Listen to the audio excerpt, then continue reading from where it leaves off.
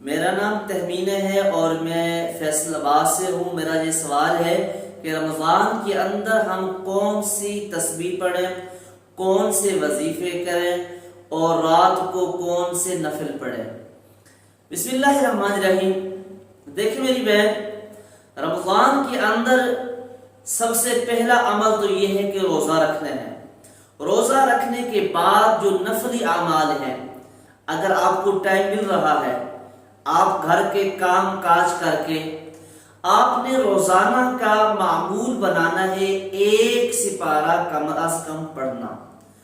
رمضان میں قرآن کو بہت بڑی مناسبت ہے، کیونکہ اللہ تعالیٰ کی ذات نے قرآن مجید کو رمضان کے مہینے میں نازل کیا ہے۔ رمضان کے مہینے میں قرآن مجید پڑھنا بہت افضل ہے۔ جتنا ٹائم مل سکے 2 سپارے پڑھیں، 3 سپارے پڑھیں، کم از کم 1 سپارہ روزانہ پڑھیں۔ اگر ہو سکے تو قرآن مجید کو ترجمے کے ساتھ بھی پڑھیں۔ اگر یہ ہو سکے کہ آپ صلی اللہ علیہ وسلم کی سیرت ایک کتاب لے لیں جو کہ سیرت النبی کی ہے، اس میں حضور صلی اللہ علیہ وسلم کی سیرت کا مطالعہ کریں رمضان میں، اور اس کے علاوہ درود شریف کی تسبیح پڑھیں۔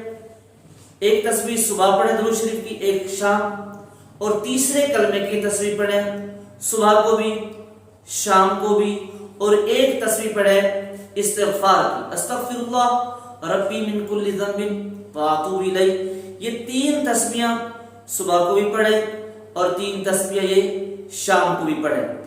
اور اس کے علاوہ رات کے اعمال یہ ہیں، رات کو تراویح کی نماز پڑھنی ہے۔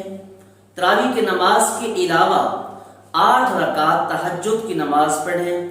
جب سحری کے وقت اٹھتے ہیں، آپ لوگ سحری کے کام کاج کرتے ہیں، روٹی بناتے ہیں، سالن بناتے ہیں، اس سے پہلے آپ یہ رکعتیں پڑھیں یا اس کے بعد پڑھیں، ٹھیک ہے نا؟ یہ عمل کریں، انشاءاللہ العزیز اللہ رب العزت آپ سے راضی ہوں گے، اور اللہ تعالیٰ کی ذات ہم سب کو نیک اعمال کرنے کی توفیق بخشے۔